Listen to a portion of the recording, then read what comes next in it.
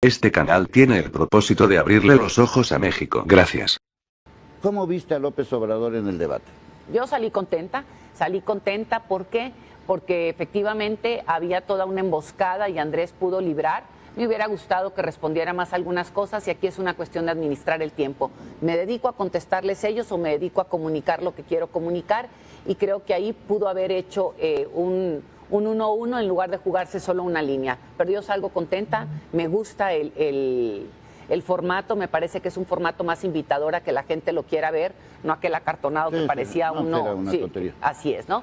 Entonces, pero si le dijeras ahorita, mira, sabes que aquí la regaste, mano. había que entrar a decir, había que contestar, y te digo, en lugar de simplemente recibir y esquivar, yo sí hubiera dado un que otro descontón, porque hay muchísimo con qué descontar, las mentiras de mí, la corrupción de Anaya, y a los otros ni siquiera me hubiera metido a tocarlos. Sí, ya verificado, inclusive ya demostró que hay muchas mentiras de todas las partes, y de alguna manera yo siento que nos desvía de los temas torales. Pues preocuparnos no dejan de ser importantes, pero acláranos, la avioneta, los departamentos y todos esos asuntitos, ¿qué tanto le pueden hacer daño a López Obrador? Pues yo creo que yo le hubiera entrado a resolver por lo menos uno. No, primero me voy a meter, fíjate, voy a platicarte un poco esto de la avioneta. La avioneta me parece una cosa, o sea, que se ha magnificado en términos, y no solamente magnificado, es una parte de manipulación. Es un taxi aéreo, y cuando digo taxi aéreo dicen, bueno, las matrículas son privadas o no, ese no es problema mío. Si yo llego al aeropuerto a rentar un avión, ¿sí? Y a mí me dan y me das factura, ese es un problema de la SCT y el avión. A mí no me toca hacerla, es como cuando yo voy al súper, si lo que me están vendiendo ahí es contrabando o no, pues que se arregle Hacienda con ellos, no yo, ¿verdad? Sí. Entonces no magnifiquemos lo que no es, y creo que si vende el avión porque lo vende, si se sube a Aeroméxico porque se sube, si se sube a o sea, no tienen lado, caray. Sí. Esa es una, ¿no? Y me voy al tema de los departamentos. Los departamentos, este es un tema inclusive trillado, en donde un periódico extranjero hizo un comentario en su tiempo. Andrés puso una demanda, ellos se retractan. El Wall Street Journal. Así es, ellos se retractan y Andrés la baja. ¿Por qué? Porque es un proceso de herencia que se da, y el proceso está dado y está hecho. Entonces creo que es el refrito del refrito, y lo que han manejado aquí, y en ese sentido creo que Andrés lo que faltó es decir, oye, este es un tema acabado, este es un tema, yo le heredé esto a mis hijos, mi mujer murió intestada, y esto es un proceso, yo ya finiquité esto. Y si lo dices, se acaba el tema, y recuerdas el tema, hasta puse una demanda por lo otro, y cortas de tajo. Eso le hubiera recomendado yo. No hubieras dejado todas abiertas, un manotazo que tenías con qué, y bueno, perdías el tiempo, pero valía la pena perder ese tiempo por la audiencia que teníamos. Sobre todo también cuando Anaya le recuerda todo este rollo de Bejarano, Imas, etcétera, creo ahí también debió haber aclarado algo. Aunque ya es un tema viejo, hay muchas personas que no habían nacido cuando estaba todo este Fíjate, cotorreo. Con lo de Bejarano, tú recordarás, sí, Bejarano, hay todo un video de que le dan un recurso a un empresario, que efectivamente es un acto de corrupción, no de recursos públicos, más un acto de corrupción, y Bejarano pagó con cárcel. El problema aquí es que quienes están ahorita en las candidaturas al frente y que estuvieron en el debate, algunos tienen algunos muertitos ahí y no están aclarados y siguen de candidatos, ¿no? Entonces, eso es lo que yo le hubiera contestado o a Ricardo, o a mí, o al propio Bronco, ¿no? Pero pues, ¿para qué hacerle caso al Bronco? Al cabo es que nos vamos a las manos, ¿verdad? Oye, hay un tema que también siento que López Obrador no lo ha abordado bien, y lo digo porque siento que se hace bolas. Explícanos tú, porque lo tienes inclusive en tu tweet muy claro y lo documentas, ¿cuál es el rollo verdadero de la amnistía? ¿Efectivamente quieren pactar con los criminales? Fíjate, mira, llegué a Guadalajara, y bueno, desde que pasó esto de los 3 muchachos en Guadalajara, yo creo que vengo yo de Sinaloa, entiendo de lo que estamos hablando, vivimos un periodo similar en Nuevo León, en donde todavía recuerdo, llegó Sicilia, hicimos todo, con toda esta parte de ir construyendo, buscando cómo conciliar la paz en el país, y yo creo que nadie puede, primero, cualquier muerte es horrorosa, y ya no pensemos en las circunstancias que se dan, y mi solidaridad, y creo que hablar de esto en Guadalajara es fundamental. Y voy al tema ¿no? Andrés dijo bien claramente, y me acuerdo porque lo leyó Lozano, Y Lozano lo lee y no le entiende. Y dijo Andrés, haré lo que tenga que hacer para pacificar al país, inclusive considerar la amnistía. Esas fueron las frases de Andrés Manuel. Y luego en el debate propiamente dice, amnistía no es impunidad y vamos a ver qué es la amnistía, ¿no? Y ya dijo muy claramente en el debate, ¿qué vamos a hacer para pacificar al país? Vamos a entrar en un proceso en donde haremos un consejo, ya estamos trabajando en él, de hecho parte de los motivos que me tienen hoy aquí es venir a ver gente que trabaja estos temas. Y ¿qué es el documento que estamos viendo? Es parte de, así es, pero tienes, la amnistía es un proceso que pasa por el Congreso y en donde tiene fecha de caducidad, es decir, se decide y se decide a quién se le da, por qué se le da y de qué periodo a qué periodo. Se le dio al ZNL de alguna manera. ¿Sí? A los del 68. Así es. Y me voy al tema del presente. Criminales. ¿Quién liberó a Caro Quintero? El presidente Enrique Peña Nieto, el del PRI, el del MIT, el binomio Anaya. ¿A quién se le escapó el Chapo? Al Chapo se le escapa Vicente Fox, ni más ni menos que el panista, a donde estaba en ese momento el propio Santiago Krill, que es la mano derecha ahí de Ricardo Anaya, donde estaba trabajando Castañeda. Entonces, ¿quién libera criminales? Y vámonos al tema propio de los números. El 99% de los crímenes están impunes en este país y andan sueltos. Los criminales están aquí afuera, no están en el bote. Sí. Entonces, no nos hagamos güeyes. No, ¿y dónde está Lozoya? ¿Y dónde está César Duarte? ¿Y dónde está? Esa es una forma. Bueno, la esposa de Duarte no es una amnistía. Yo pensé que ibas a decir la del presidente. No, la esposa de Duarte. Okay. No, la esposa de Javier Duarte, es una amnistía. Y fíjate qué pasa, y esto es de otra manera, es como una amnistía no hablada, pero en el hecho. Estos programas que hacen, que los veo muy valiosos, los alcaldes, cuando te dicen traiga sus armas y cámbielas por juguetes o cámbielas por microondas o no sé qué, programas que hacen algunos alcaldes, es un tipo de amnistía. O sea, tú llegas, me entregas tu arma, yo no te pregunto si tienes permiso para portarla o no, yo no te pregunto de dónde vienes, yo no te pregunto nada, tú me la das, yo te doy y acá, ¿sí? Entonces, no queramos confundir a la gente y volvamos a lo mismo. La impunidad existe en este momento, los criminales están así, si no, no hubiera pasado lo de Jalisco. Sí, ¿a poco crees que salieron de la cárcel a matar a estos muchachos? ¿Sí? Están en la calle, esa sensación de miedo que vives tú, que me ves ahora y que vivo yo, la vivimos todos. ¿Por qué? Porque los criminales andan sueltos. Y nuestros gobernantes se andan haciendo güeyes. No, el tema no es que estos chavos estuvieran en un lugar equivocado. El que está en un lugar equivocado es el gobernador de Jalisco. Y los delincuentes están sueltos, a eso me refiero, ¿sí? Los delincuentes están sueltos, entonces no estemos hablando y no queramos asociar el tema de la amnistía. Es un proceso de paz. Queremos pasar de esta guerra que declara Calderón hasta ahorita, que continúa y que nos ha dejado 200 y feria de muertos y que siguen aumentándose, y los jóvenes les ha tocado poner la cara y el cuerpo en este doloroso proceso. Son 102,000 con Calderón, 104,000 en lo que lleva Enrique Peña Nieto. El siguiente va a buscar, entonces alguien tiene que detener esta masacre. Así es.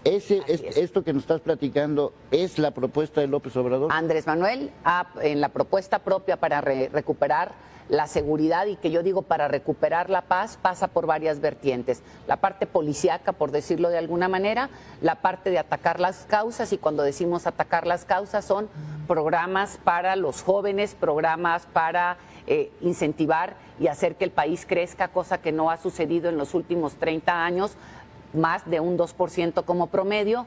Y necesitamos, cuando tú tienes una mejor economía, la gente empieza a ocuparse, por otro lado, actividades culturales y deportivas, en donde podamos tener un desfogue a muchas de las circunstancias propias que se viven en algunos lugares del país, donde empiezas a tener jóvenes con actividad deportiva desde muy temprano, donde los empiezas a encaminar y alejar de los mundos de la droga, pero también mejoras la economía y no necesitas andar ¿cómo halconcitos en el tema con los narcotraficantes o con los secuestradores o con todos estos. Y es como atender las causas, es uno de los puntos fundamentales, la parte policíaca, y la otra, empezar a crear condiciones para que la policía esté mejor capacitada, para que la policía, sobre todo, porque esto se planteó desde desde que se complicaron las cosas con Calderón y no necesariamente ha sucedido.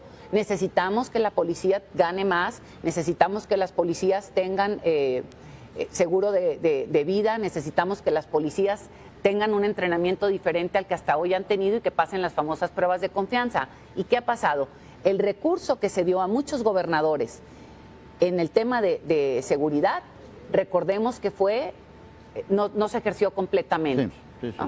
Ahora, esto no va para largo, porque nosotros vamos a, ya, López Obrador, ok, queremos soluciones al día siguiente. A ver, vamos a ver, ¿sí? Aquí no es como que llega López Obrador y al día siguiente, es decir, agarramos a todos los delincuentes y se van todos al bote, ¿verdad? Es un proceso, pero puedo decirte, y así lo podemos mostrar con los números, que mintió Anaya con los mismos y verificado se los desmintió, cuando hablamos del proceso que él inició en el Distrito Federal, hoy Ciudad de México, cuando gobernó. Bajaron los homicidios dolosos, bajaron el índice de robo de carros, bajó el secuestro, y todo esto tiene que ver con una estrategia conjunta, atender causas y atender el tema policíaco y dedicarle tiempo al tema de seguridad. Ningún gobernante que yo tenga claro ahorita le ha dedicado diariamente un tiempo al tema de la seguridad. Recuerdo mucho porque Andrés Manuel todos los días el primer tema que veía en su agenda era el tema de seguridad. Y te lo han dicho y lo dicen muchos expertos en otros lados del mundo, cuando tú le dedicas al tema de la seguridad como una prioridad, empiezas a bajar estos índices y de la mano de la impunidad. Pero ¿estás de acuerdo que ese México, en esa Ciudad de México del 2005 al México de hoy es muy diferente, ¿no? Es diferente, pero imagínate tú, ni Ricardo, ni Ricardo no ha gobernado, ¿sí? Ricardo no ha gobernado, no tiene experiencia de agarrar un país como ahorita, y sobre todo me voy a este punto, cuando tú eres capaz de pararte frente a las cámaras, donde sabes que te están viendo millones de mexicanos, a mentir y a distorsionar datos, cuidado, yo no te quiero de presidente. Bueno, otro tema, mi querida Tatiana, la gente dice, nos van a convertir en Venezuela. A ver, aclárale a la gente ese asunto. Ver. Si yo agarro ahorita, me salgo a la calle y le pregunto a 10 personas, ¿sabes qué población tiene Venezuela? No saben. Este colectivo imaginario que nos crearon, y acuérdate mucho, hace algunos meses Antonio Solá, el creador de la campaña del miedo del 2006, al que contrató Calderón y unos grupos empresariales, y Vicente Fox, salió y dijo, Andrés Manuel ya no es un peligro para México, a mí me consta que esto salió creado, ¿no?, de una oficina, por ponerle de alguna manera. Es decir, es una creación de una campaña, y voy a las diferencias. ¿Cómo se llamaba este hombre? Hugo Chávez era un militar, ¿sí? Andrés Manuel, ¿sí? Sí, Hugo Chávez era un militar, Andrés Manuel no es un militar. Fue capacitado en los Estados Unidos, Andrés Manuel no ha sido capacitado en los Estados Unidos para ser militar, ni mucho menos. Y en México tenemos división de poderes, tenemos una división de poderes que ha funcionado, se ha ido fortaleciendo a su manera y todo, pero ha ido agarrando ritmo. Tenemos la autonomía del Banco de México, que es una de las grandes fortalezas que tiene este país. Y por otro lado también tenemos una constitución que para poder modificarla requieres las 2/3 partes de estos 500 diputados.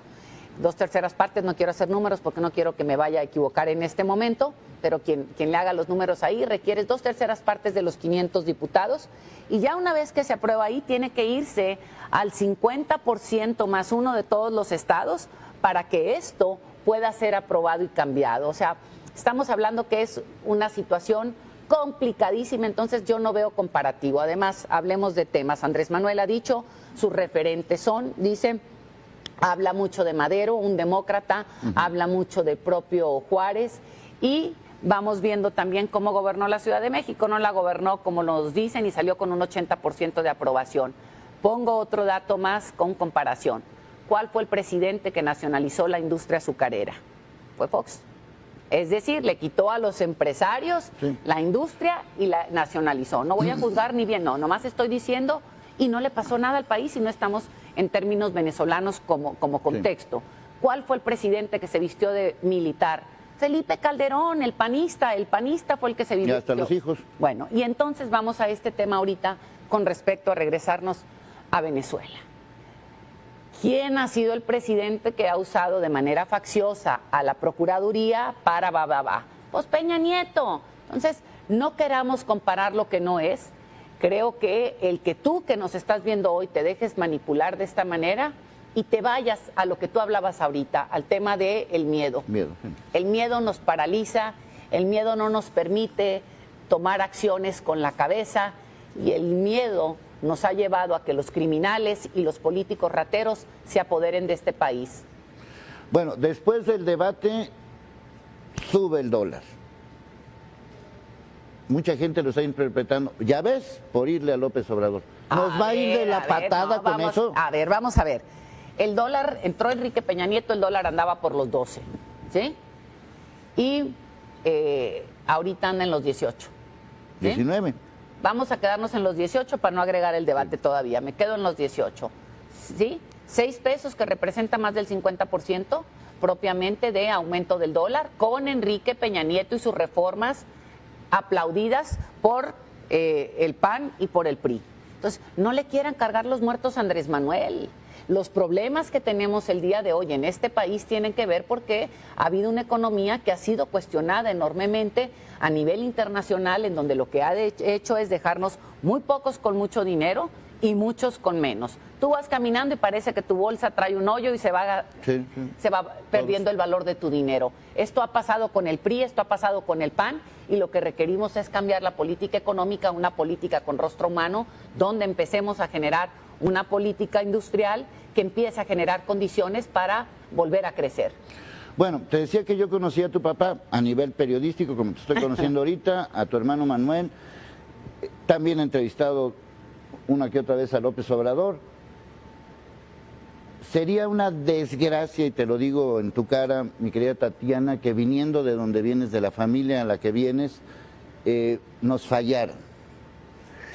¿Cómo le puedes decir a la gente, ustedes no nos van a fallar? Porque a mí el gobernador de Jalisco, estaba con él aquí, me prometió que en 3 años iba a componer la seguridad y no me vio la cara. Estoy hasta aquí, yo siempre digo que estoy hasta aquí que los políticos me vean la cara.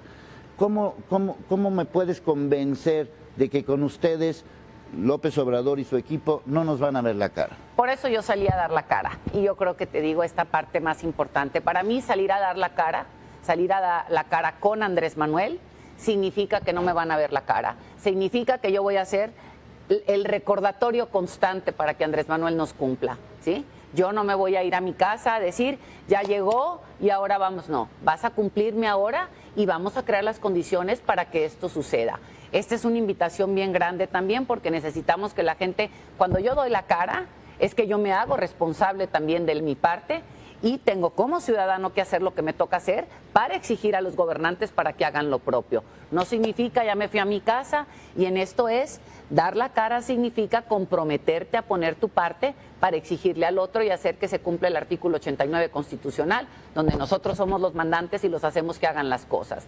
Las condiciones están dadas en términos, Andrés ya dijo, este es el equipo con el que yo gobernaría, ya mostró quién sería su gabinete si el voto nos favorece el 1 de julio, y entonces ahí está dando la cara la gente ya, no están escondiditos, no andan ahí a oscuritas, ya dieron la cara, y esa es a la gente a la que le vamos a exigir. Bueno, mi querida Tatiana, dile algo, dile un mensaje a la gente que está a favor. Este programa particularmente, pues veo, en números redondos, el 90% son fans de López Obrador, por eso me preocupa que no nos falle. Hay otro porcentaje que no va a comulgar jamás por López Obrador. ¿Qué verdaderamente va a pasar si López Obrador gana? Yo tengo la certeza, y aquí lo digo, tengo la certeza de que vamos a iniciar la pavimentación para salir del socavón y llegar a piso parejo. Eso es lo que pudiera decir. Lo que yo le diría a la gente que hoy nos ve, pro AMLO, no pro AMLO, lo que sea, es no podemos dejar que el miedo y las mentiras nos lleven a panicarnos y a paralizarnos. Este país necesita de la acción de todos los mexicanos, y más un estado como Jalisco, que a mí me ha impresionado y es un ejemplo para el resto del país, que se han atrevido a jugar, se la ponen, quitan y vuelven a poner y quitar mientras no les dan resultados. tienen ejemplos enormes de cómo se han atrevido a hacer cosas distintas, como el caso propio de Kumamoto, y creo que hay muchas cosas que ustedes nos han puesto el ejemplo como mexicanos. No se dejen engañar y no se dejen apanicar. El miedo paraliza, la esperanza genera acciones para ir construyendo un mejor país. Este país está despertando con el asunto de los estudiantes. Y me digas porque estoy chinita. Ojo con eso. Así es. Ya no nos vamos a aguantar tan fácilmente. Lo que vimos, lo que estamos viviendo aquí en Jalisco y en todo el país, es un despertar. Aguas con eso. Si no calman a esta gente, si no hay justicia, ya sabemos qué vamos a hacer, ¿eh? Ayer pasó algo similar con otras vertientes en Ciudad Victoria. Ayer Ciudad Victoria vivió cosas horribles también, como ustedes las están viviendo ahorita aquí en Jalisco. Mi querida Tatiana, muchas gracias. Gracias. Qué bueno que estuviste con nosotros, qué bueno que la gente te pudo ver, que contestaste, ahora sí que de frente a todas estas circunstancias. Gracias. Te lo agradecemos muchísimo. Este canal fue creado para mantenernos informados sobre la situación actual de nuestro país. Aquí el único que tiene la última palabra eres tú. Si te gusta nuestro contenido, te invito a que te suscribas y compartas nuestros vídeos que en cierta forma son tuyos.